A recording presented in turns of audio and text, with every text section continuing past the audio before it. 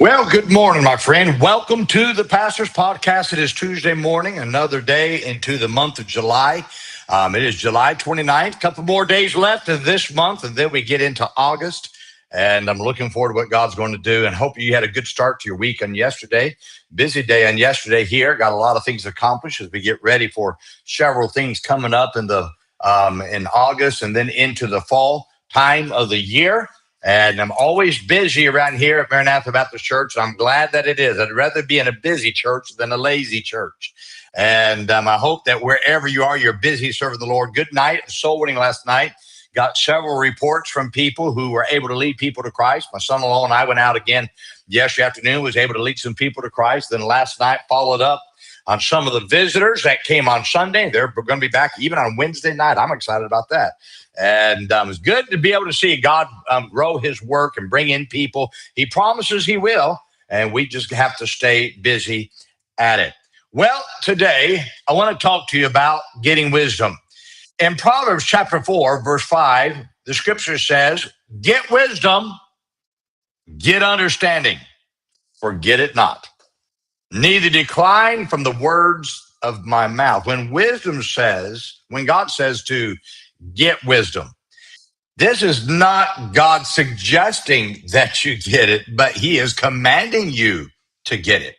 Life is filled with many decisions that often we don't know what to do. Now, the fool is the one who makes decisions without the wisdom to make them.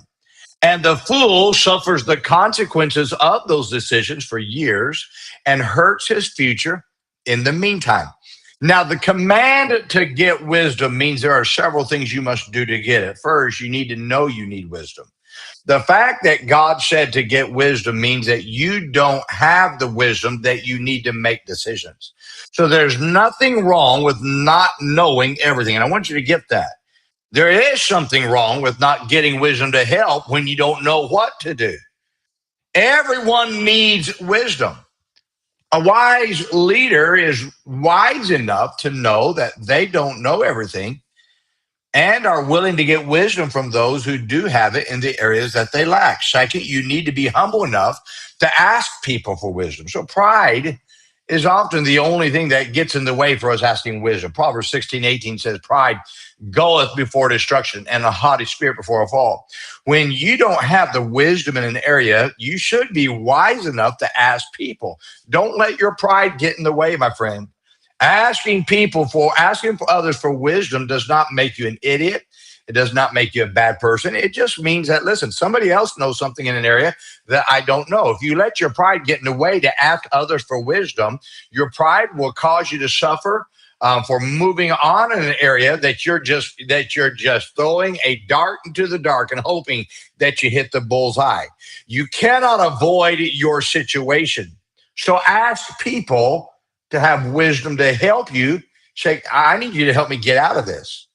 Third, get wisdom from the right places. Some seek wisdom from those they feel comfortable with, but that does not mean that you will get the right wisdom. You need to get wisdom from people who have their spiritual priorities straight. Psalm 1 is a good guide for the type of person you need to ask wisdom from. If you get wisdom from someone whose spiritual priorities are wrong, they may get you out of your situation, but they will also pull you away from God.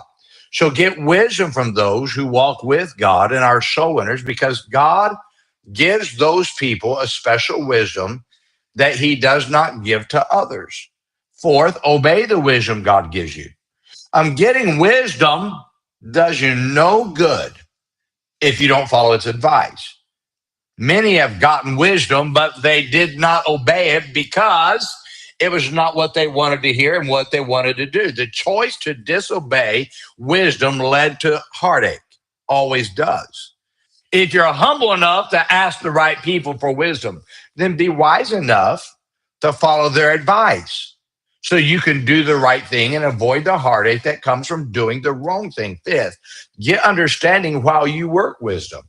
Now, while you do what you are told to do, learn the principles and steps of what you were told to do, so that you will understand what to do the next time. Have the ability to help. You want that wisdom so you can have the ability to help others to face what you have faced. God gave you your situation for you to learn from it. So that, get this now, so that you can help others. So now don't waste wisdom's opportunity to teach understanding. God can give you God can use you in a greater way if you get understanding from the wisdom that has been given to you. That's why God says, get wisdom, get understanding. I don't get understanding unless I follow wisdom. Let me illustrate it this way. Wisdom was my mama telling me, son, don't touch the stove. That we had a electric stove and those little red coils. She'd say, now, son, don't touch the stove. Now, wisdom was, don't touch it. My mama told me, she gave me the knowledge. From her knowledge, she gave me the wisdom not to touch it. Understanding is me knowing that coil is hot. It'll burn me severely, could cause a lot of damage. That's what's understanding. So understanding allows me to tell my daughter, Katie, don't touch the stove. Wisdom is, son, don't put your finger in those holes in the wall, the plug-in. Don't you stick anything in there. That's knowledge giving me wisdom what to do. Wisdom doesn't always understand why, but get this now, but it does it anyway. So what do? I don't do it. That's wisdom. That was wise enough to trust someone with knowledge. Now get this now. Understanding is, I now understand that in those holes, there's electricity. Electricity could hurt me severely. So I don't put anything in there unless it's properly insulated and the right things to put in there. And so I teach my daughter. I tell my daughter, Katie, don't put anything in that wall. And she didn't. Now that's understanding. Wisdom is the preacher telling you, go to church Sunday morning, Sunday night, Wednesday night. You say, I don't understand it. Wisdom's going to church Sunday morning, Sunday night. Understanding is me at 57 years of age, looking back and understanding. On Sunday night services, there's been sermons preached that I need the wisdom from today. On Wednesday night, there were studies given that I need that wisdom for today. And I understand the exhortation of being there. So wisdom is, okay, I don't understand it. I'm going to do it. Understanding is, I now see why, and now I'm telling somebody else, hey, you need to be in church Sunday morning, Sunday night, and Wednesday night. Wisdom is listening to someone with the knowledge to tell you to tithe. You say, I don't understand why. You just tithe. Why? Someone has the knowledge enough to teach that to you. That's what wisdom is, putting the tithe in the offering plate, whether or not I understand it. Understanding is, I now see from all these years of tithing, God has always come through and supplied my daily needs. And so now I teach others. So you understand, there's importance in wisdom. There's importance in listening to knowledge, but get this now, but you've got, at some point, you need to get the understanding so you can teach others, but you'll never get understanding, get this now, unless you're wise enough to follow knowledge. Once you start doing right, eventually the understanding will come. So you just do what is right, and God will give you the understanding so you can teach others. Without understanding, I can't teach others.